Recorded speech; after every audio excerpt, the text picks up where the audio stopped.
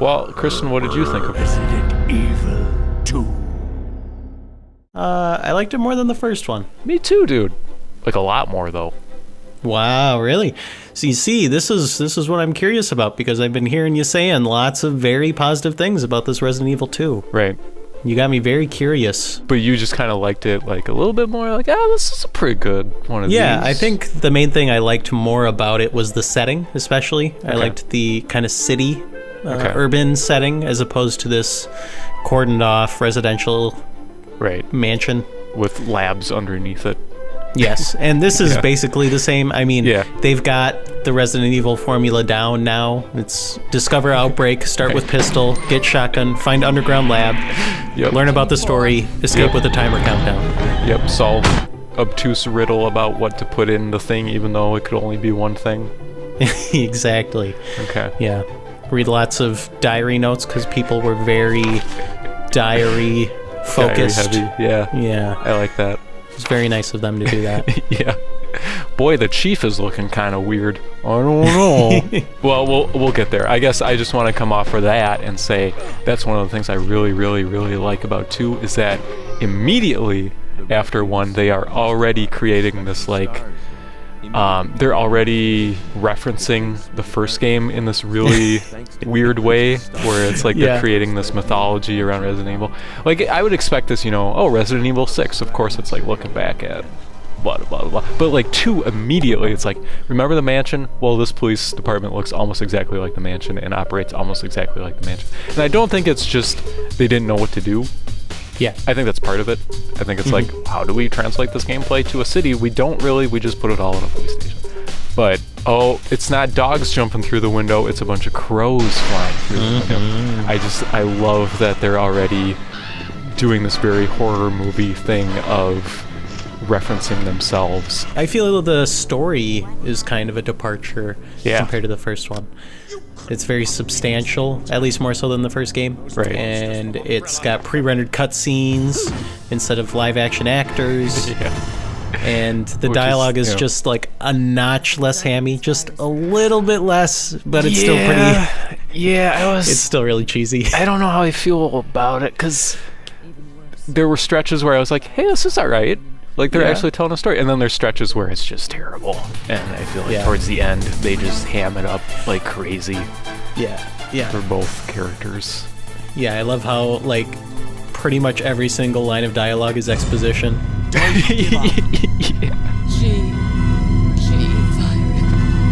Like, Ada and Leon is even here where it's like barely it's more, you bring so much baggage to that relationship that isn't even there just because you know what character archetypes they're going for. But it's just fun seeing that start off, because knowing where that goes later in the series and everything. Yeah, this is where Ada Wong starts, man. I was really pleasantly surprised to see that. I didn't know Ada was in this. And she's not too far off from where, like, it's not this, like, super dated character, I felt like, even though it's like, I'm looking for my boyfriend, but she was kind of, there's a whole thing there. It's not just, like, damsel in distress type of thing happening, though, I guess is my point. Yes. And you get to play as her. You do. That was pretty interesting. I mean, it's very minimal, but interesting.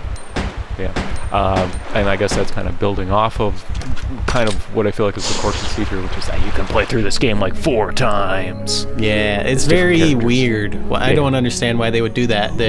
You got the A and then the B. Yeah. So you can play as, like, the order you play the characters in matters. Yeah. And it changes the story depending on what order you play them in. Yeah, and you can steal things from yourself. Yeah, that's very weird. Yeah. And they don't completely make sense if they're played at the same time, but that was also the case for the first Resident Evil, so, what are you going to do? Seeing multiple viewpoints a la Sonic Adventure. Okay, not to interrupt you, but I have to... Japanese game developers, just because, like... in Rashomon, I get it. The whole point of the movie was their stories don't line up, because that whole movie is like a murder trial, and it's like people's witness accounts. But that doesn't mean that you have to make it not make sense just because you have different character viewpoints. Yeah. It drives me crazy. Yeah. What am I supposed to be taking away from it then? Yeah. That neither one happened, or only one of them happened? Because they both couldn't happen the way it's told. Yeah, I don't know. Apparently, I was reading up a little bit. Apparently, all 4 separate playthroughs take a little bit of canon with them. Which is weird, because like so much of those playthroughs overlap. Like a lot of the police station stuff is just repeat, and then some of the lab stuff is just repeat. You're both going down the train, get to the bottom, boss fight with the arm, the guy with the eye in the arm. Yep, the parasite man. Yeah, that guy. But I guess with how similar they were, it made me appreciate the little differences that they threw in here or there. Like with Claire, you get the little girl companion. Yeah, Sherry. And I mean, they're clearly just trying to... It's just copy and paste, it feels like. Yeah. Because they're just like companion section here. You get to the part where the companion's separated here. Yeah. And then you reunite here. Yep. And it's the same both times, but I mean, she's different.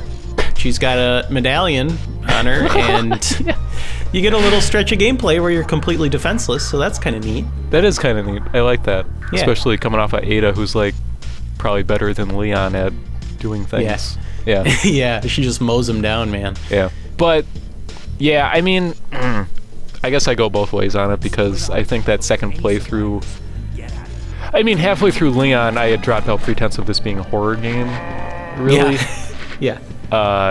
You are working through this game. In most horror games, you're kind of, like, hiding from things, or, like, you know, you're trying to be non-confrontational, but this game is just, like, you are just, like,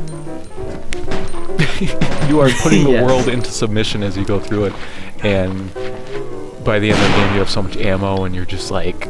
You're just burning through puzzles and bad guys, and it feels really good, but it's not scary at all, I felt like.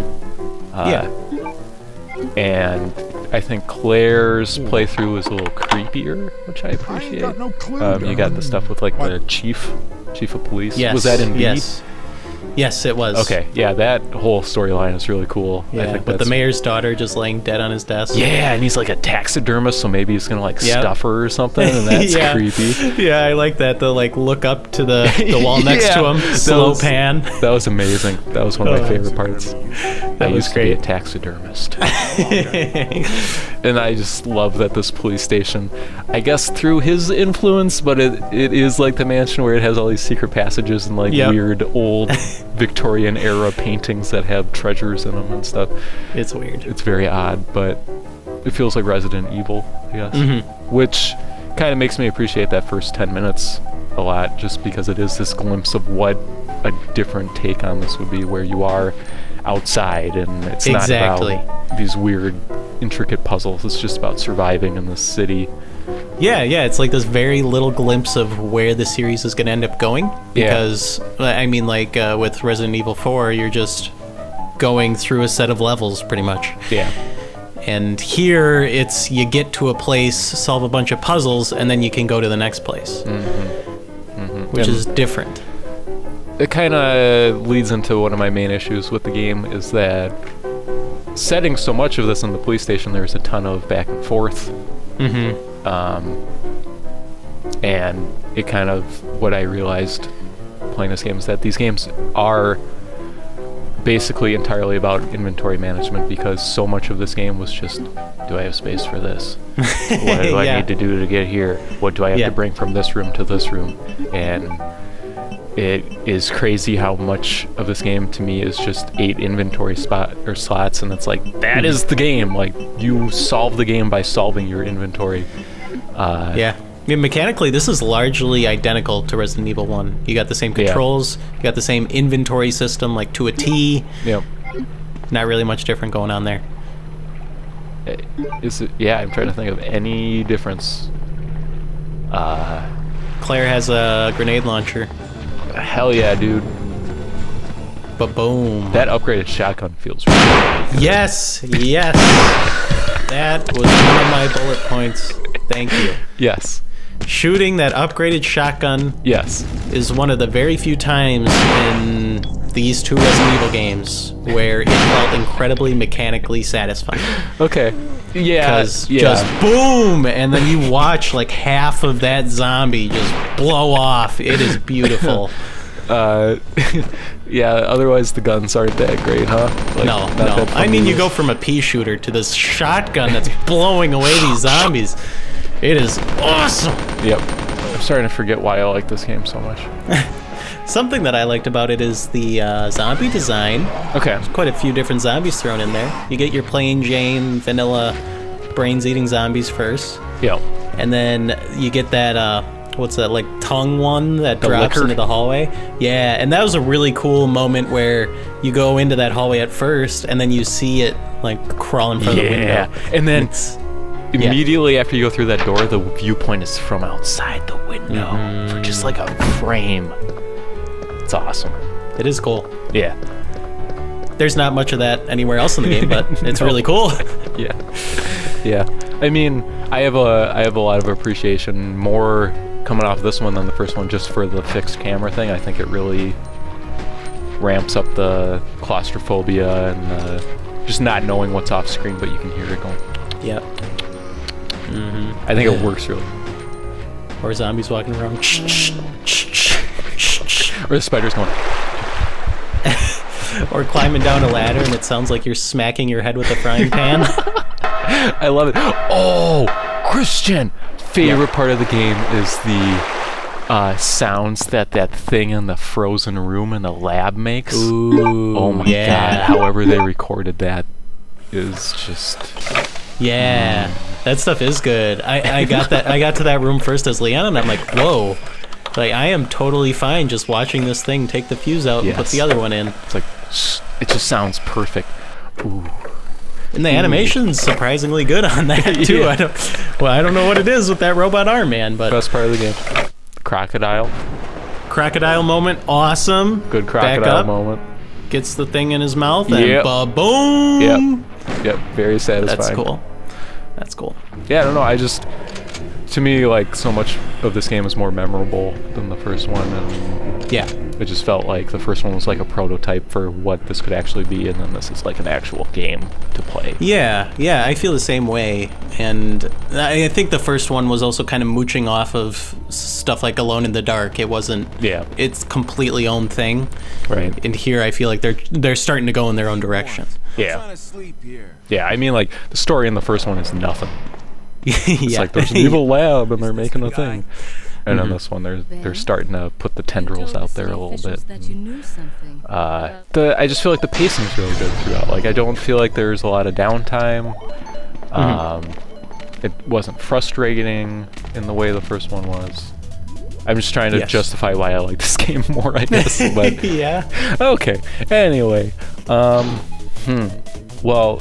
Are we safe putting this above the first Resident Evil? Absolutely, yes. Okay. Whew. Where are you feeling besides that? I think, for me, it's probably up by Yoshi's Story, I think, is good waters for this. Yeah, right around there sounds good to me. I can't really picture where I would put it in relation to like Sonic Adventure or something. Did you like this more than Yoshi's Story? I did. Okay. Did you like this more than Company of Heroes? Yes and no. Yes and no, I feel. Yeah, I would put it anywhere, I guess, from like below Sonic 2 to above like Metroid Prime. Like anywhere within that block there. Yeah. So I don't know. Okay. Anywhere in there, it doesn't really, like, the difference doesn't really matter. Yeah. I'd feel better than Company of Heroes, worse than Danganronpa. Interesting. Okay. I jive with that. Yeah? Yeah.